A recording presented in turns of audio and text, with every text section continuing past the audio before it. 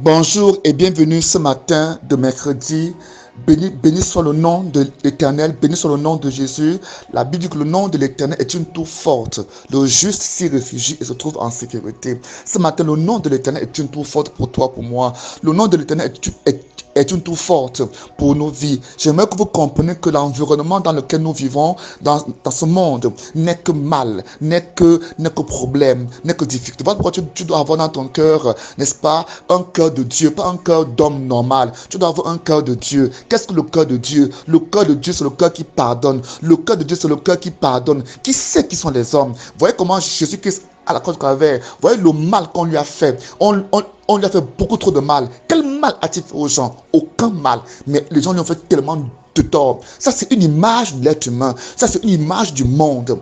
Voyez, même ses disciples l'ont abandonné. Même ses disciples l'ont renié. Même son meilleur disciple qui était Judas, parce que je pense que Judas était l'un de ses meilleurs disciples. Parce que quand tu confies ton argent, l'argent de l'église, l'argent de ton ministère à quelqu'un, c'est quelqu'un qui est très important dans ta vie. Alors je pense que Judas était l'une des personnes les plus importantes dans le ministère de Jésus. Mais Judas l'a trahi. Judas l'a abandonné. Judas est parti le vendre. Pierre l'a abandonné. Les autres l'ont abandonné. Il s'est retrouvé seul. Il s'est retrouvé seul. Les gens à qui il a fait du bien criaient devant Ponce Pilate, crucifie-le, crucifie-le. Alors qu'il avait le plus besoin d'eux, ils l'ont abandonné. Ils l'ont abandonné. C'est comme ça l'homme, c'est comme ça l'être humain. Ça, c'est la nature de l'homme. Donc nous devons comprendre ce que c'est qu'un être humain. L'homme n'est rempli que de jalousie. L'homme n'est rempli que de haine. L'homme n'est rempli que de mal. L'homme n'est rempli que d'égoïsme.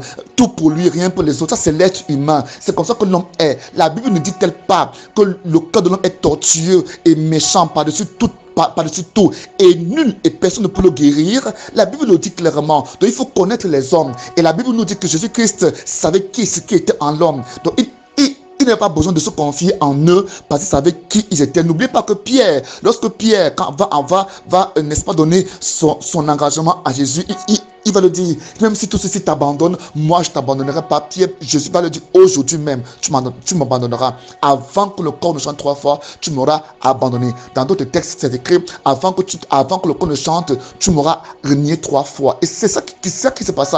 Donc même l'homme ne sait même pas qui il est. Nous avons une nature dangereuse, une nature inconstante, irrésolue. Voilà pourquoi on ne doit pas se fier en l'homme. Donc il faut que quand nous vivons au milieu des hommes, il faut pardonner tout ce qu'ils font de mal. Dieu s'attend à ça. Quand Dieu te demande de pardonner, quand tu te dis pardonne à tous qui t'offensent, puis pour tes ennemis, il sait que de toi-même tu ne peux pas le faire. Il sait que de toi-même tu ne peux pas le faire. Mais si tu atteins cette dimension-là en Dieu, si tu es capable de te lever en esprit et de mettre cela en pratique, tu vivras une vie de guérison, une vie de santé, une vie épanouie, une vie, n'est-ce pas, restaurée, une vie de joie et de paix. Oui, autrement, tu seras toujours dans la tristesse, tu seras toujours dans des problèmes, tu seras toujours dans la dépression, tu seras toujours dans des maladies, dans l'esclavage, dans le blocage. Parce que c'est un choix. Donc le choix dépend de toi. Le choix ne dépend pas de Dieu. Si tu veux mener une vie épanouie en Christ, il faut pardonner. Et si tu veux pardonner, va vers Dieu. Parce que Dieu attend que tu viennes vers lui pour qu'il te donne la capacité de pardonner.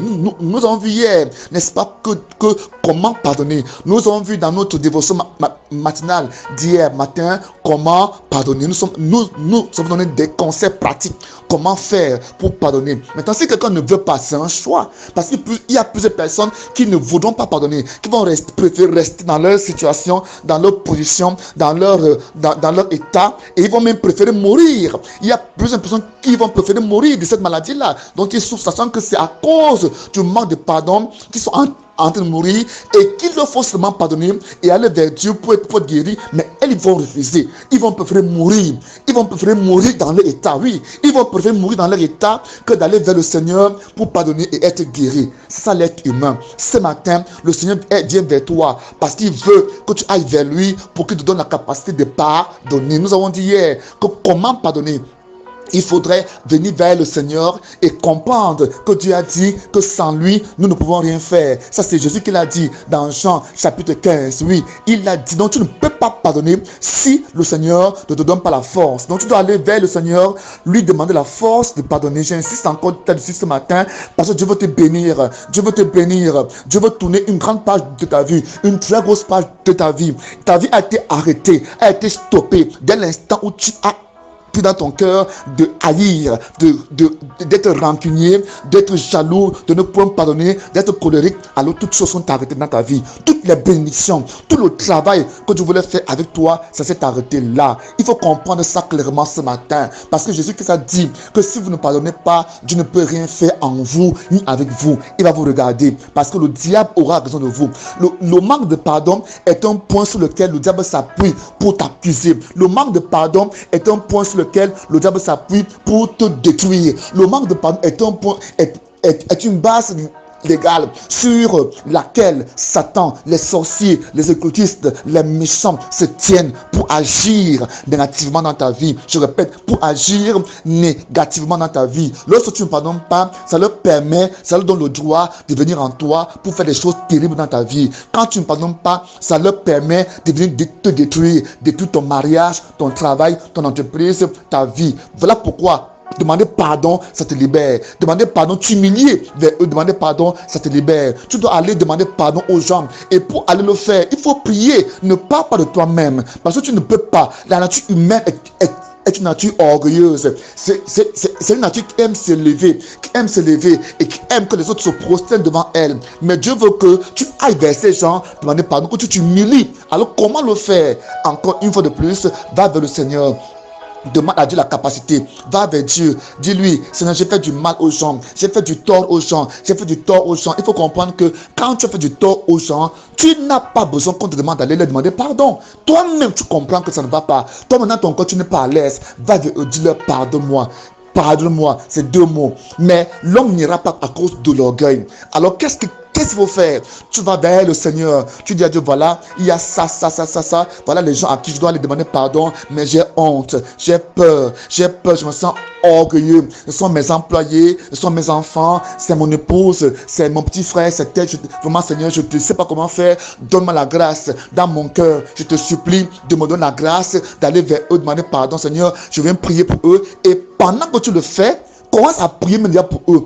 Commence à prier même pour te rendre compte. Ne pars pas là-bas physiquement. Parce qu'en partant là-bas de manière physique, ça peut se déclencher en guerre. Tu peux y arriver et trouver que ces personnes, n'est-ce pas, est dans des problèmes. Et quand tu lui rappelles le mal que tu l'as fait, tu viens demander pardon, ça peut se transformer en autre chose. Voilà pourquoi tu dois prendre un temps et prier. Pourquoi c'est important d'aller demander pardon? Parce que ça te libère, ça te déchaîne, ça te libère complètement des prisons. Il faut comprendre que quand tu as fait du tort aux hommes, tu es leur prisonnier.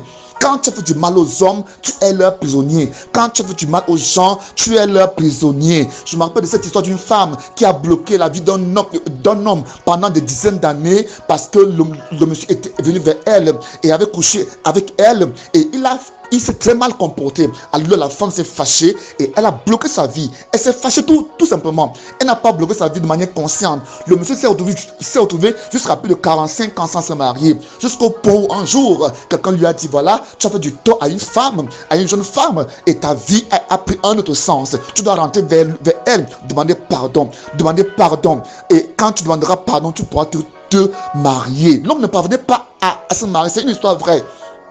Et le monsieur a pris l'engagement. Il s'est bien souvenu de cette femme. Il allait lui demander pardon. Quand il a demandé pardon, la même année, il s'est marié. Il y a des problèmes que nous rencontrons ici. Parce qu'on ne veut pas aller demander pardon. On ne veut pas aller vers. On ne veut pas aller vers tel autre. On préfère rester ainsi. Et comme on est ainsi, tout se bloque, tout se gâte, tout s'arrête ici. Voilà pourquoi ce matin, le Seigneur te demande d'aller d'abord vers lui, vers Dieu, avant d'aller vers ces personnes. Avant d'aller rencontrer ces personnes, va d'abord rencontrer Dieu. Va d'abord rencontrer Dieu. Et pose ce problème à Dieu. Ne parle pas de toi-même. Je répète, ne parle pas de toi-même. Va d'abord rencontrer le Seigneur. Puis demande à Dieu la grâce. Parce que toi-même, tu as un problème d'orgueil, d'arrogance, de complexe de supériorité, tu as besoin que Dieu t'aide à y aller de manière humble. Parce qu'il y a une manière d'aller même vers ces gens et demander pardon. Maintenant, quand tu vas aller vers ces gens, qui te pardonne ou pas, c'est pas là le problème. Parce que la Bible déclare, la Bible dit clairement, soyez en paix envers tous aussi longtemps que cela dépend de vous. Ça veut dire que quoi? Ça veut dire qu'il y a des gens avec qui tu vas aller, à qui tu demanderas pardon, ils ne te pardonneront jamais. Mais tu as fait la chose, tu as les demandé pardon et tu es revenu. Tu as obéi à Dieu. Parce que quand tu pars avec eux, il faut que le Saint-Esprit t'accompagne. Il faut que l'Esprit de Dieu t'accompagne. Il faut que tu sois revêtu de la présence de Dieu. Il faut que tu sois revêtu de la grâce de Dieu. Parce que ce que tu es en train d'aller faire n'est pas que quelque chose d'humain, n'est pas que quelque chose de normal, c'est quelque chose de divin. Alors ce matin, je vais prier pour toi, Père. Je prie pour tes enfants, pour tes fils, afin que pendant qu'ils le feront, afin que pendant qu'ils prieront, afin que pendant qu'ils vont venir pleurer devant toi pour leurs problèmes, pour leurs histoires, pour leurs difficultés, tu leur donneras la grâce d'aller demander pardon. Pendant qu'ils viendront vers toi demander les ressources, l'énergie, tu leur donneras la grâce, la force d'y aller. Ils iront et ils reviendront à la victoire. Merci pour ta grâce, Père. Merci pour cet enseignement.